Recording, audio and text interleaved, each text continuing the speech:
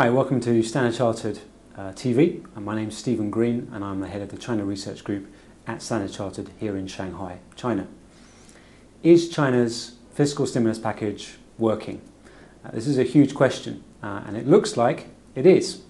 The economy seems to have come back from the depths of Q4 last year when pretty much industry was in, we believe, contraction. We have seen many signs of green shoots of recovery in the economy.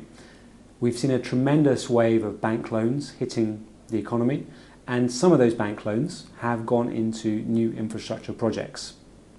A lot of them have also gone into old infrastructure projects which were already happening last year, and they've all been accelerated or expanded. So it's very obvious if you look at the last few months' data that we have seen a pickup in investment activity. All that public spending on roads, on rail, on metro systems for cities, on sewage and treatment works, all that kind of stuff is now happening in China. And as the year goes on, we're going to see more cities and more provinces starting those projects. And so this stimulus package is probably going to last at least 2-3 years as those projects mature and are completed.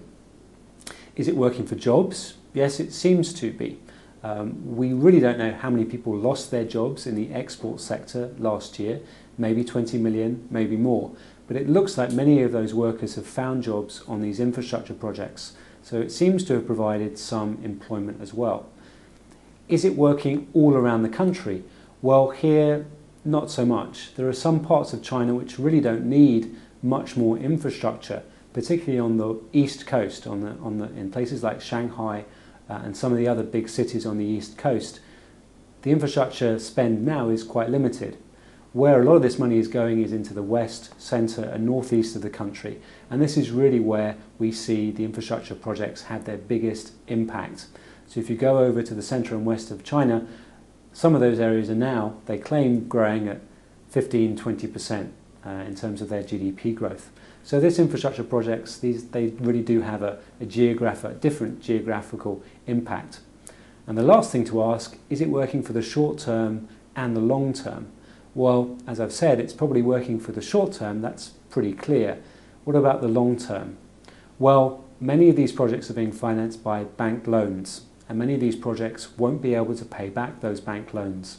And so the banks are basically lending to public projects which at the end of the day, in 3, 4, 5 years' time, these projects won't be able to repay the loans, so it will be up to the local governments to repay the loans. So what we're going to have to rely upon is future tax revenues and perhaps some future land sales as well, so the government can take that money and repay it to the banks. So you can think about this fiscal package as a bet on the future. If we can build projects which generate growth, that's going to generate activity, that's going to generate profits, and that in turn will generate tax revenues. And we can use those projects to pay for, you can use those returns to pay for these projects. However, if that bet doesn't pay off, and in many cases it won't, what we're going to see in 3, 4, 5 years' time is rising non-performing loan levels at the banks.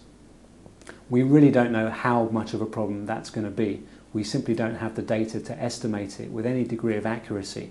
But two things. First, we need to recognise that it is a bet. And second of all, we have to ask ourselves, is it a bet worth taking? And Beijing certainly thinks it's a bet worth taking. Stoke up growth, provide employment today, they seem to have been successful there, and deal with the long-term consequences tomorrow.